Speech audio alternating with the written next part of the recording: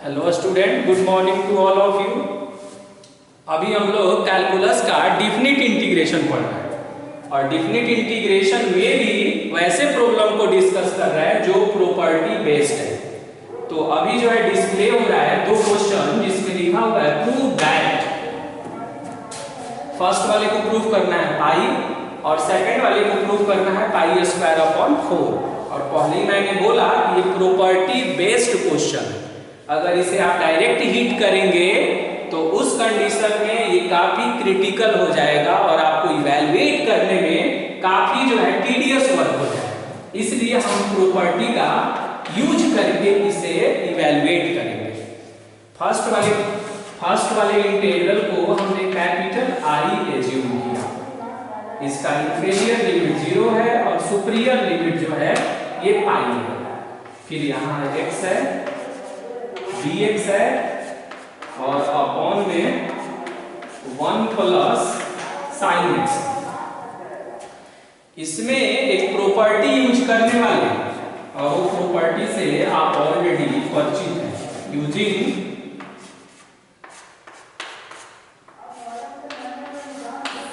ये प्रॉपर्टी क्या कह रहा है कि वेरिएबल को रिप्लेस किया जा सकता है lower limit plus upper limit minus variable से।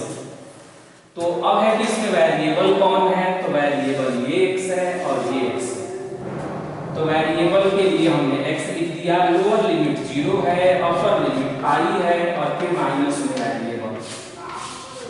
यानी ये प्रॉम्प्टिंग कर रहा है कि x के जगह पर पाई माइनस x रखने से उस इंटीग्रल पर कोई इंपैक्ट नहीं पड़ेगा। तो उस कंडीशन में देखते हैं क्या होगा।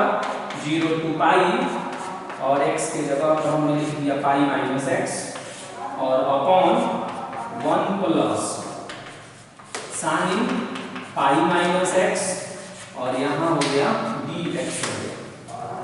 इसे हम क्या करते हैं कि ये मेरा फर्स्ट इक्वेशन होगा। अब बताइए यहाँ से क्या होगा।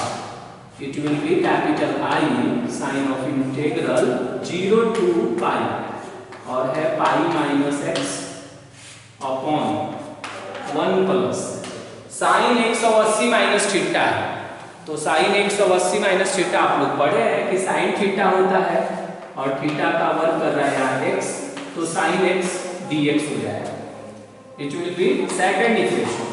इसे हम सेकंड इक्वेशन मानेंगे। अब हम क्या करेंगे कि फर्स्ट इक्वेशन और सेकंड इक्वेशन को ऐड करेंगे। अब है कि क्यों ऐड करते हैं, सब्ट्रैक्ट भी तो कर सकते थे ना। तो ऐड इसलिए करते हैं कि ये कैपिटल आई है और ये भी कैपिटल आई है। ऐड करेंगे तो 2i आएगा और सब्ट्रैक्ट कर देंगे तो 0 हो जाएगा ना। तो जिसे हमें कैलकुलेट करना है वही 0 हो जाएगा, इसलिए हम इसमें ऐड करते हैं। Then adding first and second, first और सेकंड को हम ऐड करेंगे। ऐड करेंगे तो ये 2i होगा और ये होगा 0 से पाई। इसका अंश देखिए कितना है x, इसका अंश देखिए कितना है पाई माइनस x। दोनों का डिनोमिनेटर देखिए 1 प्लस साइन x है, तो 1 प्लस साइन x एलसीएम हो जाएगा और हो जाएगा dx। x से x कट जाएगा। पाई यहाँ पर क्या है, कांस्टेंट है, बाहर आएगा 0 से पाई और हो गया dx अपॉन 1 प्लस और ये साइन x है और साइन x में देखिएगा थोड़ा सा हम मैजिक इसमें सेट कर रहे हैं। साइन x को हमने लिख दिया 1 plus cos pi by 2 minus x, इसलिए कि फंक्शन इंटीग्रेबल हो। अगर ऐसे रहेगा तो फिर आपको रेशनलाइज भी कर सकते हैं। ऐसे इंटीग्रल को कई तरीके से हम इवैल्यूएट कर सकते हैं। तो हमने यहाँ पर रेशनलाइज ना करके एक दूसरा टेक्निक यूज कर रहे हैं। प्रणव जी ये बताएंगे कि साइन x जो है cos pi by 2 minus x कैसे बन गया। फॉर्मूला है। क्या फॉर्मूला है, थोड़ा बोलिए जोर से। cos 90 माइनस x होता है sin x। अच्छा, प्रणव जी ने बोला कि cos 90 माइनस x जो है sin x होता है। तो इसमें कहाँ का 90 दिख रहा है, पाई बाई 90 को है। अच्छा पाई बाई 2 कह रहे हैं कि 90 है, ये एक्चुअल में रेडियन में लिखा हुआ है इसीलिए पाई बाई 2। ओके, अब हम क्या करेंगे, जब यहाँ पर आ गए तो ऐसा मैजिक करने से फायदा क्या हो रहा है, 0 to pi and dx upon 1 plus cos theta का आइडेंटिटी यूज करेंगे, और इसका आइडेंटिटी होता है 2 कॉस स्क्वायर और थीटा बाई 2, मतलब कि एंगल का आधा करेंगे, तो पाई बाई 2 का आधा करेंगे तो पाई बाई 4, एक्स का आधा करेंगे तो एक्स बाई 2। अब ये आइडेंटिटी कहाँ से आया है, आप ऑलरेडी परिचित हैं, ट्रिग्नोमेट्री में आपने पढ़ा था, इंटीग्रेशन में भी हमने कई जगह इसका यूज किया। Then 0 to pi cos square को टॉप में ले जाइए, sec square pi by 4 minus में एक्स बाई 2 dx हो गया। ओके, अब बताइए सेक स्क्वायर का इंटीग्रेशन बताइए कुणाल जी, सेक स्क्वायर का इंटीग्रेशन क्या होता है, tan x होता है, तो पाई बाई 4 हो गया, और इसका इंटीग्रेशन हो गया tan x का काम कौन कर रहा है, पाई बाई 4 और माइनस में x बाई 2 ब्रैकेट क्लोज हुआ, और लोअर लिमिट है 0 और अपर लिमिट है पाई। और कुछ करना पड़ेगा कि सही है,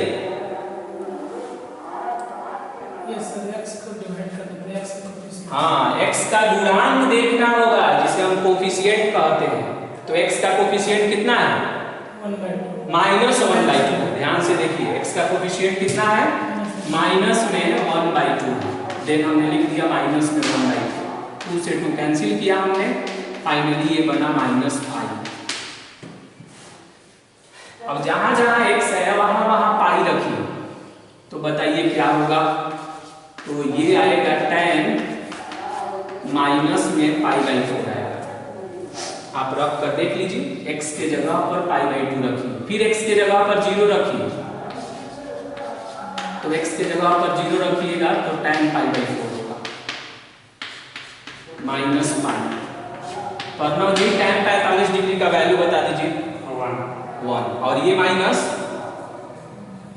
है तो क्या होगा, ये इस माइनस के बारे में भी बताइए, माइनस बाहर आ जाता है या डिजोल्व हो जाएगा उसी में,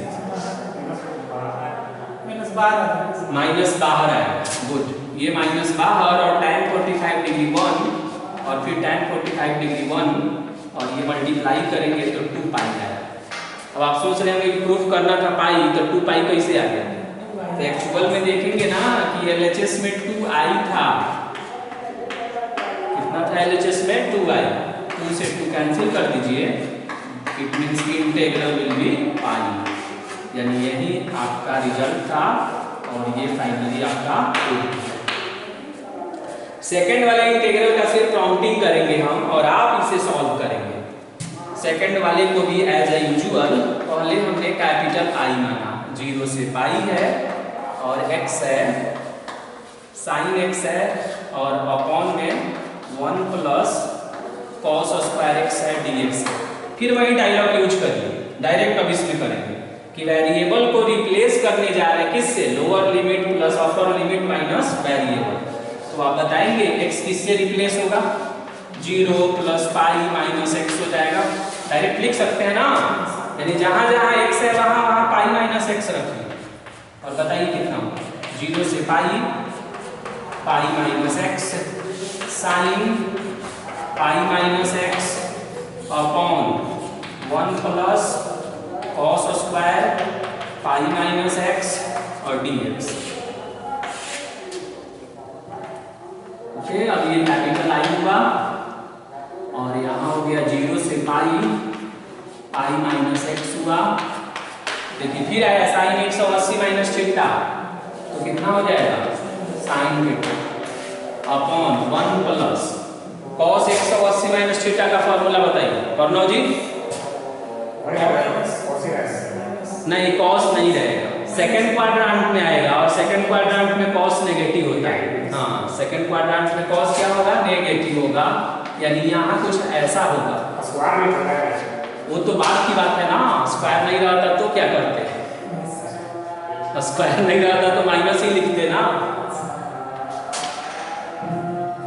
तो ये हो जाएगा 0 से पाई, और ये हो गया pi minus x sine x और ये हो जाएगा फिर 1 plus cos square x dx। इसे हम सेकेंड इक्वेशन मान लिए और ये भी कैपिटल है। फिर ऐड करिए तो बताइए प्रणव जी, ऐड करेंगे तो कितना आएगा? क्यू करेस्पॉन्डिंग करिए। फर्स्ट कहिएगा कहाँ है, तो यही जो क्वेश्चन था यही मेरा फर्स्ट इक्वेशन है। तो 2i हो गया। और बताइए न्यूमरेटर बताइए। तो फर्स्ट में है x sin x और सेकंड में कितना है? sin x से मल्टीप्लाई कर दीजिए और ये हो जाएगा पाई sin x हो गया, माइनस में हो जाएगा क्या था वहां पर? हाँ ठीक है, x sin x, good, x sin x और अपॉन में 1 plus cos square x dx। ये दोनों कैंसिल हो जाएगा, पाई कांस्टेंट है बाहर और होगा 0 से पाई और यहाँ हो गया sin x dx और अपॉन में 1 प्लस cos स्क्वायर x। अब बताइए अब क्या करना चाहिए मुझे? अभी भी तो फंक्शन इंटीग्रेट नहीं हुआ। हाँ बस एक काम हुआ है, यहाँ से x हट गया, पहले वहाँ x था अभी x नहीं है, इससे यही फायदा हुआ। एक मैजिक दिख रहा है सब्स्टिट्यूशन मेथड का, ध्यान से देखिए। अगर cos x को z मान लें तो sin x आ जाएगा। cos x को अगर क्या मान लें? z मान लेते हैं, let cos x is equal to z, तो डायरेक्ट बताइए sin x dx का वैल्यू कितना आएगा? dz नहीं आएगा, ध्यान से, माइनस dz आएगा। लिमिट को ट्रांसफॉर्म करिए, LT x का वैल्यू 0 तो z का बताइए कितना होगा? cos 0 कितना होगा? 1 हो जाएगा। अच्छा x का वैल्यू पाई तो z का वैल्यू बताइए, cos पाई का वैल्यू -1 होता है, तो -1 हो गया। यानी अब आपका इंटीग्रल बनेगा -1 से लेकर कहां तक? +1 तक। और ये रिप्लेस, हाँ सॉरी, 1 से लेकर -1 तक और ये इसे आप इसमें लाकर पुट कर देंगे, sin x dx की जगह पर क्या रख देंगे? माइनस में dz रख देंगे और ये इंटीग्रेट हो जाएगा। उसके बाद से ये वेरी इजी है, तो सेकंड वाले पार्ट को आप इजीली कर सकते हैं और उससे जब सिंप्लीफाई करेंगे तो पाई स्क्वायर अपॉन 4 आएगा, ये वाले पार्ट को लास्ट। इसमें सबसे ज्यादा इंपॉर्टेंट है ये प्रॉपर्टी, ये जो देख रहे हैं आप। अब है कि इसका बेनिफिट क्या होता है, इसको कई बार मैंने यूज किया। तो देखिए एक बहुत ही टिपिकल बात होती है, आप फर्स्ट वाले में देखेंगे कि ये जो x था ना, इस x को हटा दिया था। जैसे ही हम ऐड किए थे देखिए x कट गया था, x क्या हो गया था? कट गया था। सेकंड वाले में भी देख रहे होंगे कि x कटा है, sin x नहीं कटा है, x कटा है। ऐसा इसलिए होता है ना कि ये जो है ट्रिग्नोमेट्रिक फंक्शन है और x जो देख रहे हैं ना वो अलजेब्राइक है।